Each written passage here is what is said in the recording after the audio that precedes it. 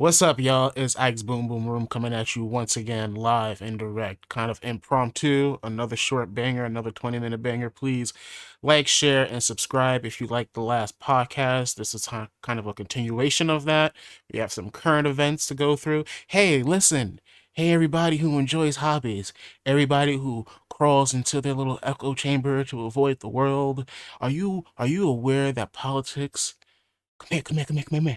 Are you aware that politics are coming after your hobby? Yes. The thing you're running away from and to, they're coming for what you're running to.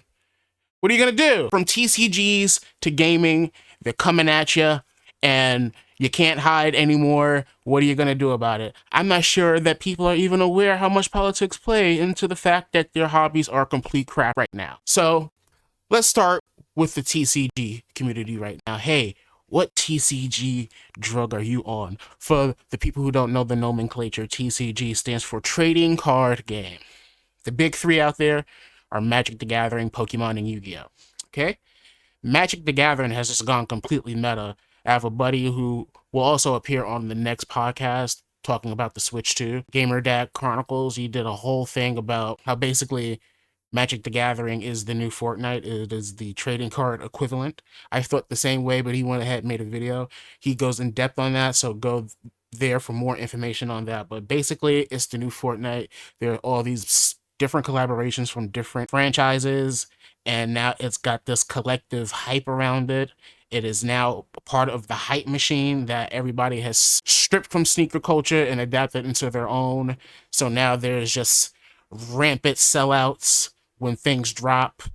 Even though that's a great board of entry, there's people who are coming after those people who are trying to get into that hobby, who are into that hobby already, and playing the resale game, man. If you're a gamer, you already know about the resale game, but now it's coming for the trading card games. Yu-Gi-Oh! Is selling nostalgia. You know, that's another form of the way they're coming at you these days, these corporations, by not doing anything intuitive. Now, I'm a Blue Eyes White Dragon fan. I know you see Kaiba in the background. I know you see the Blue Eyes White Dragon statue right there above it. I know you see all the iced out Yu-Gi-Oh! Shit that I do on this page. You can look at this video right here to see how I bought this particular deck that uses the Blue Eyes White Dragon mascot and updates it to the new meta. How I bought that, how I subscribe to that, and love the fact that it's $30, which is a sweet entry point, and it's not breaking the bank like all these other trading card games are because of the reseller situation. The reseller situation in Yu-Gi-Oh! Is not that bad. It's there. But what the company is doing is just selling you nostalgia.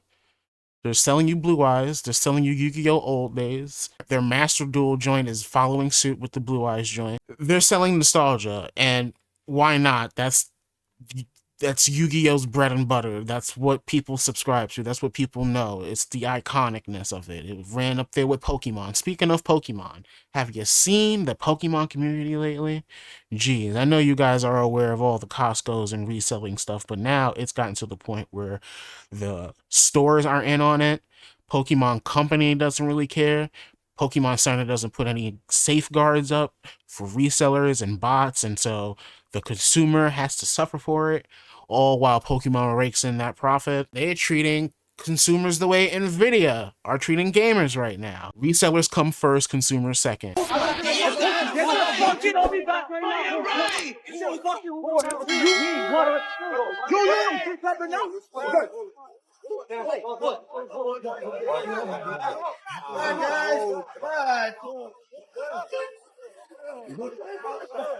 Không nghe rồi mà phải trai chẳng người ra mà thì.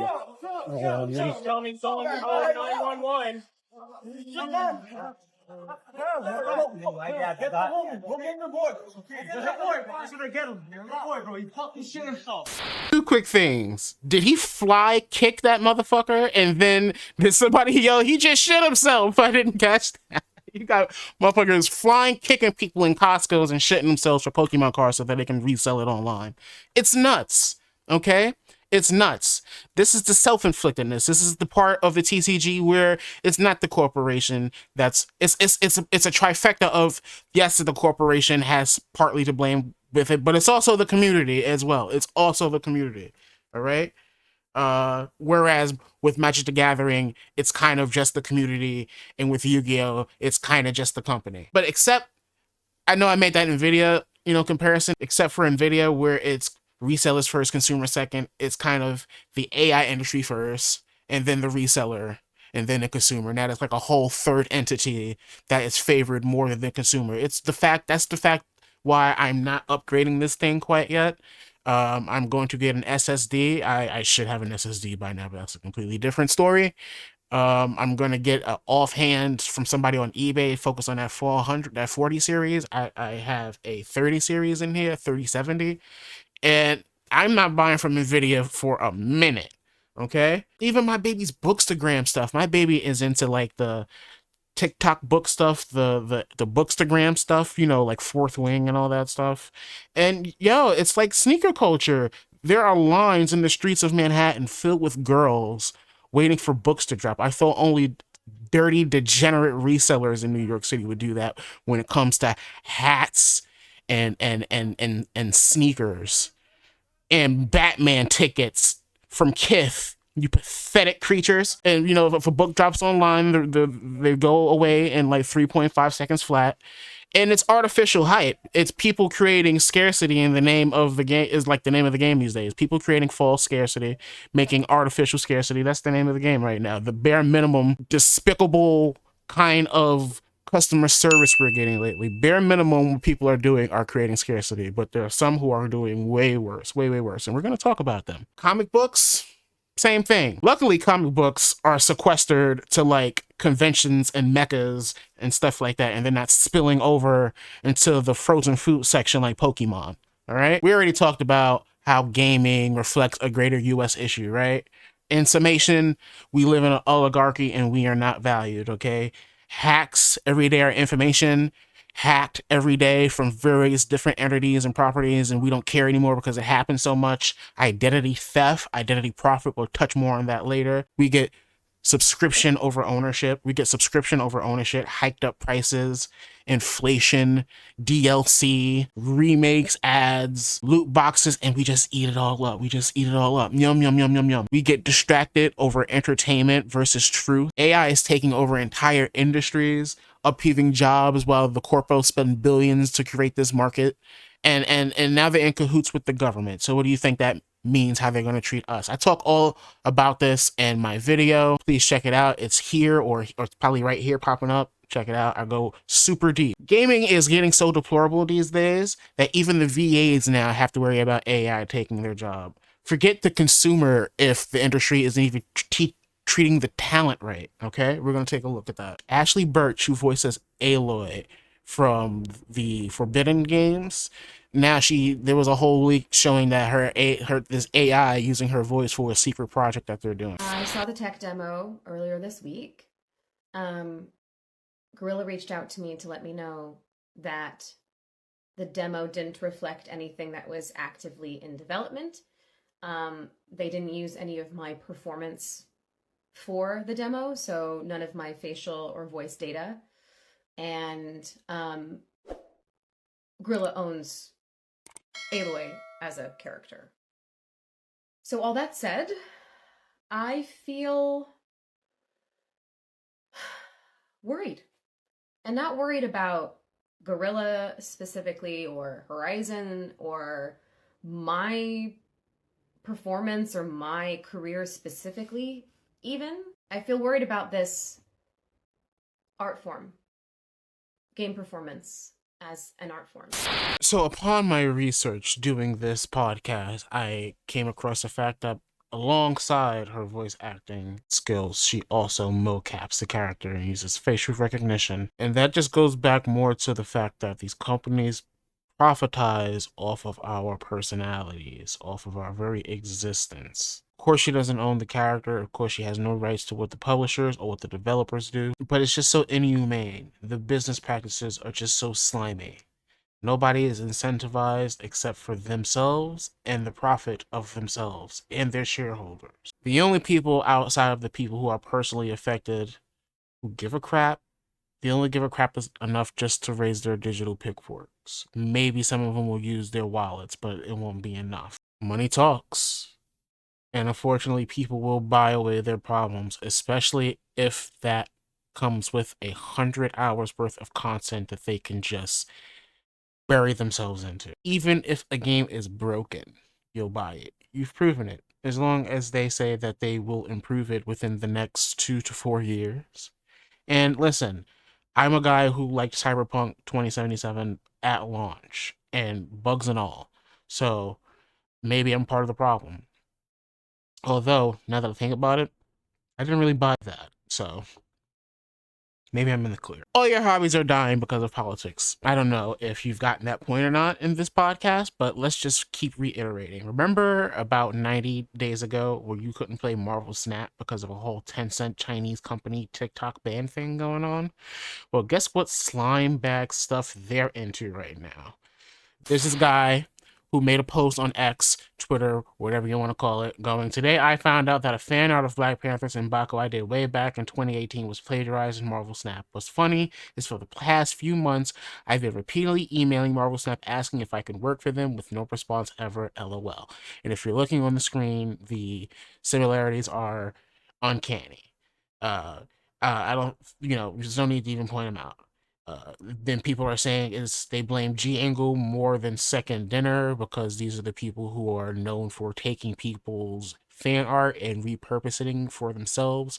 So it's not even really a thing where the owners are copyright striking something and stealing. It's people who are licensing these properties and are third party who are stealing from fan art people, actual art. So not only did you have to worry about AI taking your stuff, you have to worry about people who license things coming after your art.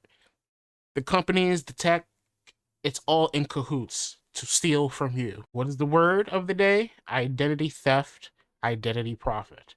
Art profit. But again, we don't look at art as art, it's content, right?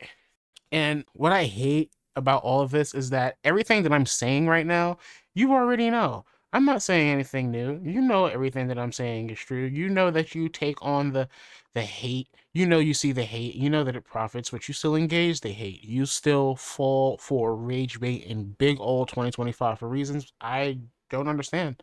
I'm not gonna act like I'm better than you. I'm not gonna say I haven't had slip ups, but we know how incentivized hatred is and why it's so profitable. It's always been covert. You know, the media always said if it bleeds, it leads, and that's what we always adhere to. But now it's just so blatant. X has made it so profitable that it's in your face that this is how people are maneuvering right now. The average person, not just medias and conglomerates that they can hide behind. The average person feels compelled to do this now. It's a problem. It will even, and it's lazy at that. They will reuse memes. They will use memes that popped off 4 weeks ago and reuse it as if like nobody saw that they just copied and pasted it. They will.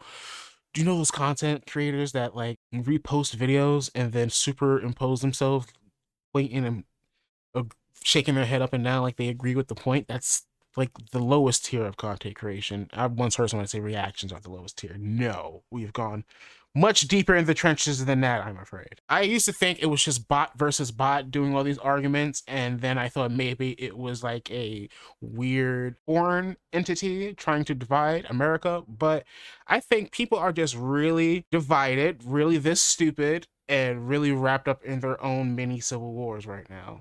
Like they're fighting amongst their own selves in these little mini civil wars so that they can ignore the bigger issue at large that they have no control over, that they seemingly believe they have no control over. So what have you learned? You may think you can recede into your hobbies and avoid politics, but they're coming after your games too.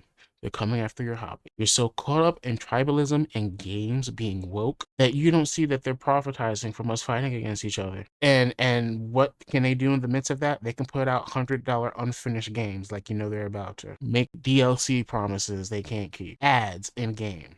Okay? And you're arguing about an Asian girl playing the lead in a PlayStation first-party title? What? It's an Asian-based company. What are you talking about? What?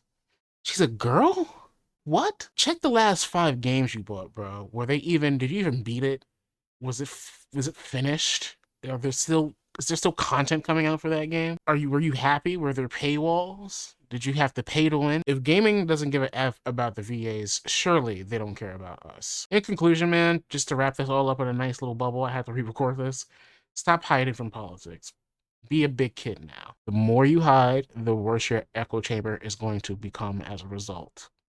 Gonna give you that one again. The more you hide, the worse your echo chamber is going to get. They're going to come into your hobbies worse and worse and worse. And then where are you gonna run? Might as well take it to the head right now. That's it. Please like, share, subscribe. Tell me if you like it. I'm usually not this dour. I'm usually not this, like, you know, talking about negative stuff, but I feel like I did offer a solution. I feel like that there's some spirited conversations that could happen. I feel like as a unit, if we came together on something and really put our minds to boycott in ways that we should, that it could invoke some change, but people aren't going to tear themselves away from their distractions. It's too much right now. You got to hit them with a bat across their head, and hopefully it doesn't get to that, because that's a concussion we're all going to have to suffer if it does. Peace out.